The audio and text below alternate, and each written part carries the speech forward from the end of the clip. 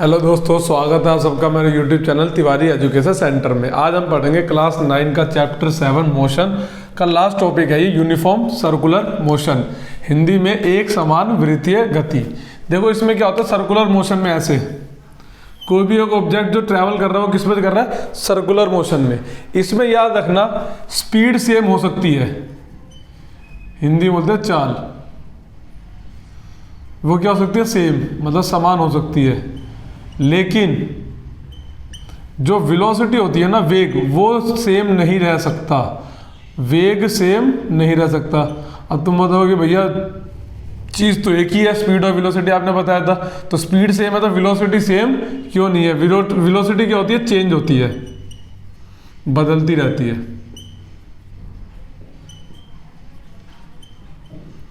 बताता हूं क्यों।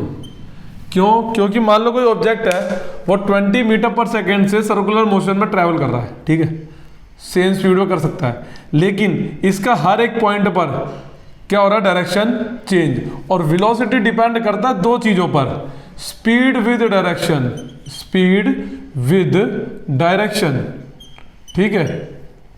मतलब जो वेग है वो दो चीज़ों पे है, चाल और चाल के साथ साथ दिशा। लेकिन यहाँ पर क्या हो रहा है, दिशा बदलती जा रही है, डायरेक्शन क्या हो रही है, चेंज हो रही है। और डायरेक्शन चेंज होने की वजह से वेलोसिटी चेंज हो रही है, और वेलोसिटी चेंज होने की वजह से क्या प्रोड्यूस होता है, एक्सेलरेशन। तो इसको हम यूनिफॉर्म एक्सेलरेशन भी कह सकते हैं हम, ठीक है, यूनिफॉर्म एक्सेलरेशन मोशन, ठीक है। हिंदी में एक समान त्वरण, एक समान त्वरण, ठीक है। और अगर इसमें मुझे वेलोसिटी निकालनी हो तो 2πr अपॉन में t, 2πr इसका सरकमफ्रेंस, हिंदी में 2πr वृत्त की क्या होती है, परिधि होती है।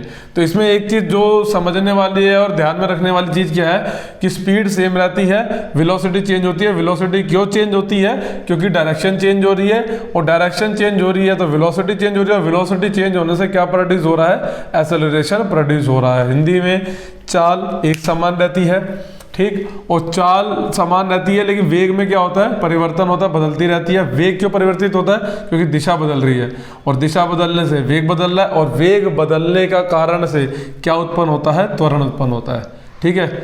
बस इतना, ये यूनिफॉर्म सर्कुलर मोशन, ज़्यादा कुछ है नहीं, और ये फॉर्मूला 2πrt, ये लास्ट टॉपिक है, ठीक है। अभी मैं इसको रब करके ना मैं आपको एक न्यूमेरिकल सॉल्व करके दिखाता हूँ कि न्यूमेरिकल सॉल्व करने का तरीका क्या होता है, क्योंकि इस चैप्टर से न्यूमेरिकल ज़्यादा पूछे जाएंगे, फॉर्मूले से। और फिजिक्स में याद रखना कि थ्योरी आती है लेकिन उसमें न्यूमेरिकल्स क्या होते हैं, ज़्यादा आते हैं, ठीक है।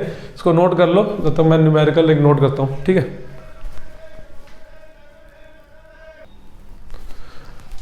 चलो आज हम ना एक न्यूमेरिकल करते हैं। अब इसके बारे में जितने भी हमने फॉर्मूलाज करे हैं ना, न्यूमेरिकल करने का तरीका बता रहा हूँ। देखो न्यूमेरिकल कुछ भी आ सकता है, वैल्यूज चेंज हो सकती है, क्वेश्चंस की कंडीशन चेंज हो सकती है, लेकिन करने के तरीके सबके सेम होते हैं, ठीक है। ध्यान से देखना, कैसे जैसे मैं कर रहा हूँ ना वही तरीका है, सबसे आसान तरीका। देखो कैसे कह रहा है, एक कार स्टार्टिंग फ्रॉम रेस्ट, जहां ये लाइन आ जाए, एक कार आ जाए, एक बस आ जाए, एक ट्रेन आ जाए, कुछ भी आ जाए, स्टार्टिंग फ्रॉम रेस्ट, इसका मतलब अपने को क्या दे रखा है, u = 0 मीटर पर सेकेंड। u क्या है, 0 है, आंख बंद करके लिख लो।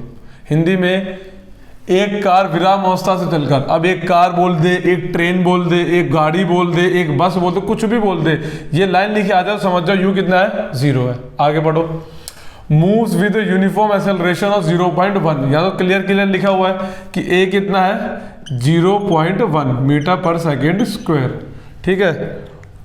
आगे 4 मिनट्स, 4 मिनट के लिए, तो हमें टाइम भी दे रखा है कितना, 4 मिनट, और ये किस में है, मिनट में, और एक्सेलरेशन किस में है, सेकेंड में, वेलोसिटी किस में है, सेकंड में।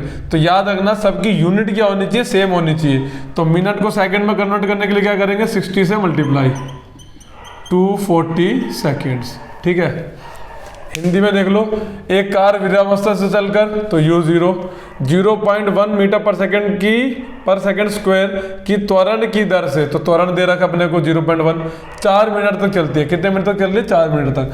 अब वो चल रही है तो लिखा है आगे, फाइंड द स्पीड, स्पीड निकालनी है और डिस्टेंस निकालना है। डिस्टेंस निकालना है तो मतलब डिस्प्लेसमेंट ही निकालना है। यहाँ तो ये तो नहीं बोला कि चल के वापस आ रही है ना, कुछ ऐसी कंडीशन तो नहीं लगाई है। तो जितना डिस्टेंस होगा उतना ही डिस्प्लेसमेंट होगा, तो यहाँ पर डिस्प्लेसमेंट वाला फॉर्मूला ही लगेगा।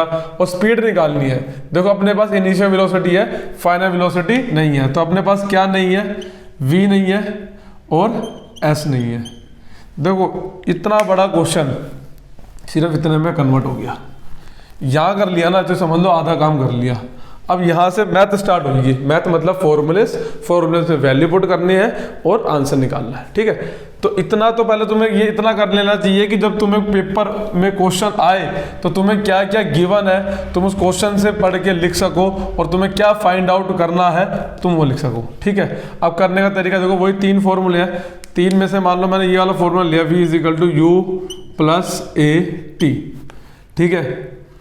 v की वैल्यू मुझे नहीं पता है, फाइंड आउट करनी है। u की वैल्यू 0, a की वैल्यू 0.1, ये एक साथ है मतलब मल्टीप्लाई में। t की वैल्यू 240, ब्रैकेट लगा दो।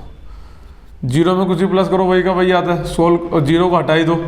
पॉइंट हटाया, नीचे 1, और पॉइंट के बाद कितने डिजिट है, 1 डिजिट है, तो 1 0, 0 से 0 कट गया, 24 1 जा 24, तो v की वैल्यू कितनी आ गई, 24 मीटर पर सेकेंड, ठीक है। अब निकालना है s निकालने के 2 फॉर्मूले हैं, s = ut + ½ at² या v² माने u² = 2as। तो दोनों में से कोई भी फॉर्मूला लगाओ, मान लो ये लगा दिया, s = ut + ½ at², कोई सा ही फॉर्मूला लगाओ आंसर वही आएगा। u की वैल्यू 0, t की वैल्यू 240, कुछ नहीं करना, सिर्फ जहाँ जहाँ एक्सप्रेशन ये दे रखे हैं इनकी वैल्यू पुट करनी है, ठीक है। 1/2, a की वैल्यू 0.1, और t² मतलब वर्ग, मतलब क्या होता है, उसी डिजिट को 2 बार क्या करना है, मल्टीप्लाई करना है। 0 को किससे मल्टीप्लाई करो, 0। अब इसको सोल्व कर रहे हैं, पॉइंट हटाया, नीचे 1, और पॉइंट के बाद 1 डिजिट है तो 1 0, 0 से 0 कट गया, 2 1 जा 2, 2 12 जा 24, ठीक है। अब 24 को क्या करना है, 12 को क्या करना है, 24 से मल्टीप्लाई, 12 4 जा 48 का 8, 4 कैरी, 12 2 जा 24 और 4 28, और ये 0 ये जी। अब इसमें कुछ भी 0 में कुछ भी प्लस करो वही का वही, तो कितना डिस्टेंस आ गया, कवर करेगा वो 2880 मीटर, खत्म। बताओ इतना आसान है, 3 नंबर का एक न्यूमेरिकल आता है।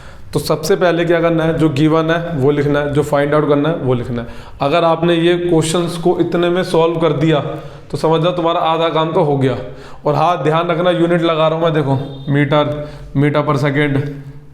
जब सॉल्यूशन करेंगे ना, तो एग्जांपल मैंने एनसीईआरटी में भी देखा है कि वो जब सॉल्यूशन कर रहे हैं ना तो उसमें भी यूनिट लगा रहे हैं, तो उसमें यूनिट लगाने की जरूरत नहीं है, उसमें तुम सिर्फ वैल्यूज रखो और उनको सोल्व करो। जब सोल्व कर दो तो एंड में जब आंसर आएगा तो आपने जो फाइंड आउट करा है, जिस टर्म को आपने निकाला है, उसकी ऐसा यूनिट लगा दो, उसका ऐसा मात्रक लगा दो। और ध्यान रखना हर चीज सेम यूनिट में होनी चाहिए।